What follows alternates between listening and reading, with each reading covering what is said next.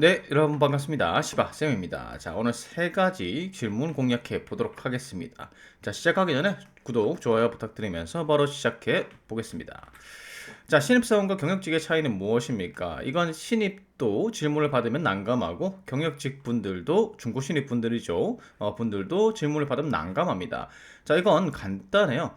지원자가 신입사원은 이제 경력직을 이길 만한 무기가 있는가, 그리고 경력직 같은 경우에는 신입사원과 비교해서 어떠한 장점이 있는가를 물어보는 거죠. 즉, 직무 핵심 역량, 가장 날카로운 칼을 꺼내 보십시오라고 하는 말입니다.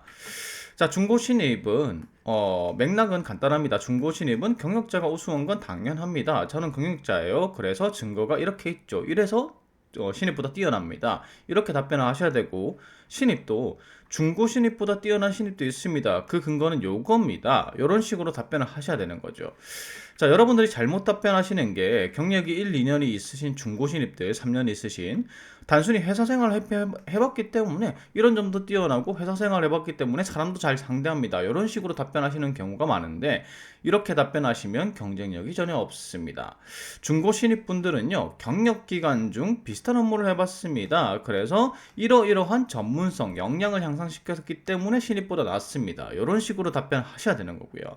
신입분들은 객관적 증거 없이 이런 것도 했고 이런 것도 했기 때문에 우수합니다. 중고 신입보다 우수할 수도 있습니다. 이런 추측성 발언을 하시는 경우가 많은데, 그게 아닙니다. 확실한 증거를 제시해 주셔야 돼요. 예를 들면 고난이도 자격증, 보통 뭐 2급 정도 다 따는데 1급이 있다거나, 아니면은 자격증이 좀 많다거나, 아니면은 외부 교육이죠. 외부 교육. 학교 정규 교과 과정 외에 적극적으로 들었던 외부 교육이 있다면 저는요, 이 중고 신입들만큼의 역량이 있습니다. 왜냐하면요, 다른 신입들에 비해서 고난이도 자격증도 들고 있고, 그리고 직무와 관련해서 실무 교육들, 외부 교육들도 이렇게 받았습니다. 그래서 저는 중고 신입들보다도 뛰어날 수 있습니다. 신입들보다는 훨씬 뛰어납니다. 요렇게 답변하시는 게 좋은 겁니다. 그래서 신입분들 같은 경우에는 무기로, 면접 때 무기로 고난이도 자격증이나, 아니면은 외부 실무 교육들 있죠. 뭐 온라인 교육도 있을 거고, 아니면 오프라인 교육도 있을 거고, 직무 관련된 교육들이 있습니다. 적극적으로 내가 찾아봐야만 들을 수 있는 교육. 이런 거 한두 개 정도는 면접을 위해서 수강을 하시는 게 좋아요. 면접 때 이 질문에 대해서 답변하시기 훨씬 좋고, 다른 질문들도 답변하시기 훨씬 좋습니다. 그래서 이런 식으로 이제 맥락으로 답변하시면 됩니다. 평이하게 어떤 직무 역량을 가지고 있습니다 로만 답변하시면은 중고 신입보다 낫다라는 게 증명이 안 되겠죠. 자, 예시 한번 들어볼게요. 신입사원과 경력직의 차이는 실무 능력입니다. 이론과 실전은 다른 점이 많기 때문입니다. 저의 이력서를 살펴보시면 A 기업에서 회계 및 세무 업무를 담당하였습니다. 결산 관리와 세무 업무를 담당하였는데, 손익산정이나 재무제표 표시, 회계 규정 적용, 세무 처리 등 업무 시 이론과 다른 점들이 너무나도 많았습니다. 그러한 차이를 해결하면서 회계 처리, 세무 처리 실무 능력을 향상시켰습니다. 때문에 입사 후 곧 바로 전표 관리, 결산 관리, 회계 정보 시스템 운용 등 업무를 수행할 자신이 있습니다. 신입이 얼마든지 경력보다 우수할 수 있다고 생각합니다. 저는 신입으로서 학교 교육으로 채울 수 없는 실무 능력을 향상시키기 위해 노력하였습니다. 그 방법은 외부 직무교육과 고급 자격증의 취득이었습니다. 회계와 관련하여 흔히 취득하는 전산세무회계 외에 원가분석사, TAT 등 5개 자격증을 취득하였습니다. 또한 3위 회계법인에서 실시하는 부가가치세 실무, 지분법 회계, 현금흐름표 등 실무 교육을 60시간 이수하였습니다. 이런 과정들로 단순히 이론적인 회계 능력뿐 아니라 실무 회계 능력을 갖출 수 있었습니다. 때문에 입사 후 곧바로 전표 관리, 결산 관리, 회계 정보 시스템 운용 등 업무를 수행할 자신이 있습니다. 자, 예시 들어보셨죠? 결국은 중고 신입에게는 경력이 있다는 게 무슨 장점이 있는가를 물어보는 거고요. 신입에게는 우리가 경력자, 중고 신입들 이렇게 많이 지원했는데 그것 말고 왜 당신을 뽑아야 되는지 이걸 물어보는 거예요. 그래서 확실하게 어떤 능력 때문에, 뭐 중고 신입들이 일 경험이 있지만은 적어도 이 능력만큼은 제가 더 뛰어납니다. 이런 식으로 답변하셔야지 뽑힐 수 있는 질문입니다. 자, 그 다음 질문. 요것도 난감하죠? 업무와 연봉 중에서 하나만 선택하라고 하면 무엇을 선택하겠습니까? 요건 간단해요. 직무에 대한 확신이 있는가? 그러니까 돈 많이 주면은 직무 바꾸겠습니까? 요 질문이죠. 그래서 지원자가 지원 직무에 대한 흥미와 관심도 그리고 자신의 적성을 파악하고 지원했는가? 요걸 평가하는 겁니다. 그러니까 그냥 지원했냐? 아니면 무슨 일을 하는지 알고 왔냐? 요렇게 이제 물어보는 거죠. 확실한 동기를 가지고 지원했습니까? 물어보는 겁니다. 그런데 꼭 업무를 선택할 필요는 없어요. 여러분들이 거의 다 요거 저는 업무를 선택하겠습니다. 연봉 아무리 많이 줘도 상관없어요. 요렇게 이제 답변을 하시는 경우가 많은데 중요한 건 그 이유입니다. 이유. 반드시 업무를 선택할 필요는 없습니다. 만약에 연봉을 선택한다면 이런 식으로 답변을 할 수도 있어요. 연봉이란 건 나의 가치를 평가받는 것이다. 그래서 채용의 경우 그냥 채용하는 게 아니지 않습니까? 저의 직무 역량, 그 분야에 대한 직무 역량이 있기 때문에 채용하시는 겁니다. 그래서 저의 직무 역량을 높게 쳐주는 거기 때문에 고연봉을 제시하는 겁니다. 그래서 저는 하나의 업무를 고집하기보다는 제가 잘할 수 있는 일, 저의 가치를 높이 쳐주는 곳에서 일을 하고 싶습니다. 그래야 그래서 조직에서 필요한 역량을 발휘할 수 있는 업무를 하는 게 저는 우선이지 않습니까? 제가 좋아하는 업무를 하는 게 아니라 높이 쳐주는 업무. 그러니까 이제 플롯이 이렇죠.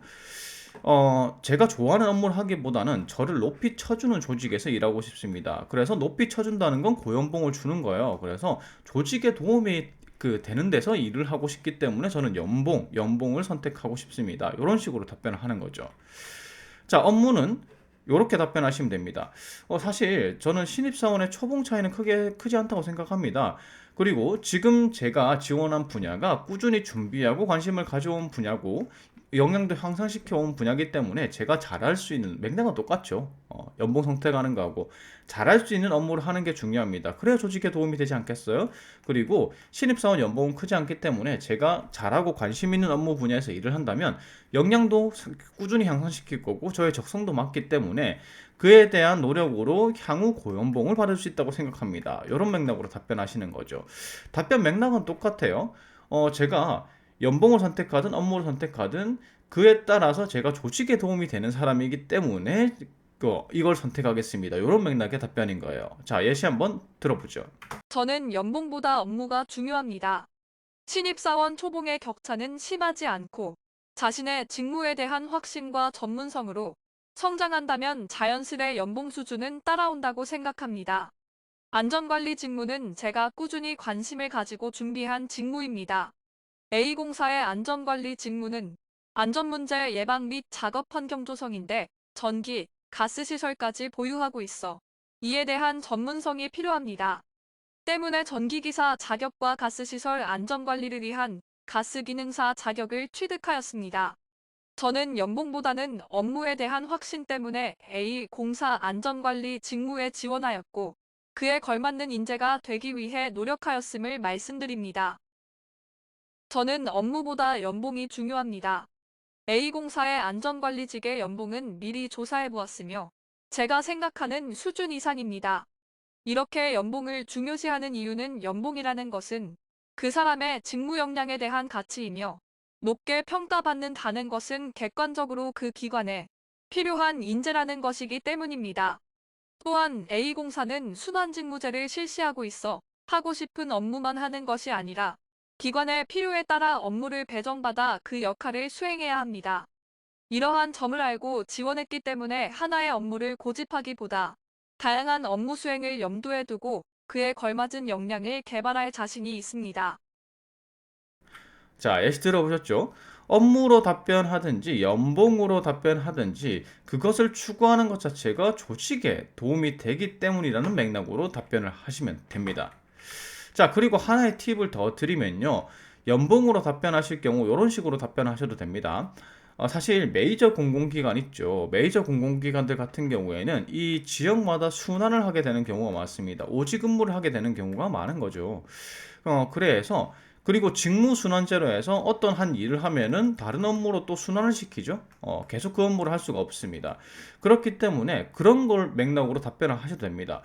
제가 좋아한다라고 해서 어떤 업무를 할 수 있는 건 아닙니다. 조직에서 정해주는 대로 업무를 하는 거죠. 그래서 그에 따라서 역량을 향상시켜야 되는 거고, 조직이 제 능력이 이곳에 필요하다고 생각하면은 그 업무를 해야 됩니다. 그렇기 때문에 저는 연봉을 선택하겠습니다. 제 가치를 쳐주고 제가 조직에서 제가 잘한다고 생각하는데 배치되는 게 중요합니다. 이런 식으로 답변하셔도 됩니다. 이건 메이저의 한정이죠. 자, 그 다음에 51번 정직하지 못한 경험. 이거 미칩니다. 사실 우리가 받아본 정직 질문은요, 정직했던 경험을 말씀하십시오 라고 이제 하는데, 이게 변형 기출이죠. 정직하지 못한 경험 혹은 원칙을 지키지 못한 경험을 말씀해 주세요 라고 하면은, 이거는 이제 내가 나의 치부를 드러내는 거잖아요. 그래서 정직을 평가하는 항목인데 답변하기가 상당히 까다로운 항목입니다. 일단 정직하지 못할 이유는 단 두 가지뿐입니다. 이거는 어쩔 수 없는 상황에서 정직을 지키지 못했다. 그래서 양심의 가책을 느꼈다. 혹은 후에 수정을 했다. 뭐 이런 식으로 가야 되거든요. 그래서 정직을 하지 못할 이유는 딱 두 가지. 보안 규정상 비밀을 유지해야 됐던 경우입니다. 조직을 위해서 보안을 유지해야 됐던 경우예요. 자, 그러면 어쩔 수 없이 거짓말을 해야 되겠죠? 이게 정직이라는 게 거짓말을 하는 경우도 거짓말을 하는 경우와 그 다음에 숨기는 경우도 포함이 됩니다. 그래서 보안 규정상 비밀을 유지해야 됐던 경우, 이건 규칙 준수를 한 거잖아요. 그래서 이런 경우나 아니면 내가 진실을 말하는 게 조직의 이익에 위배됐던 경우, 요 두 가지 사례를 갖다 두 가지 중 하나의 사례로 여러분들이 답변을 하셔야 됩니다. 자, 예시 한번 들어보겠습니다. A기업 인턴 시 조직의 이익을 지키기 위해 원칙을 위반했던 사례가 있습니다. 당시 인쇄실에 비품 구매를 담당하였는데 팀장님 결제가 꼭 필요했습니다. 그런데 평소보다 인쇄량이 몇 배 이상 많아 비품 재고가 갑자기 바닥나는 일이 생겼습니다. 하지만 팀장님은 출장에 연락도 안 되셨습니다.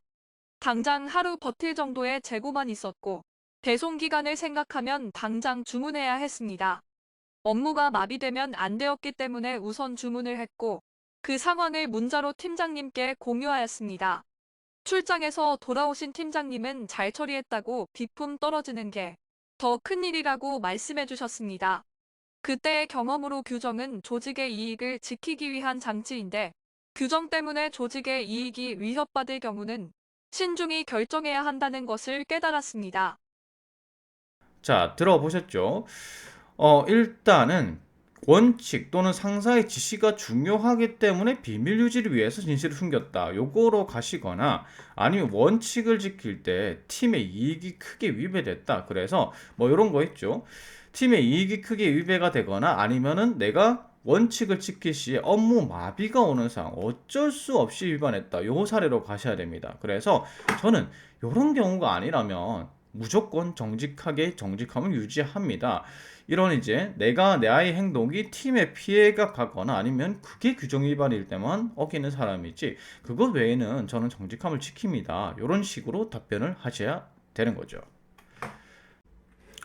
자, 여기까지 세 가지 질문 다 공략해 봤고요. 다음 시간에는 요 세 가지 또 미치는 질문들이 준비되어 있습니다. 자, 요 세 가지 공략해 보겠습니다.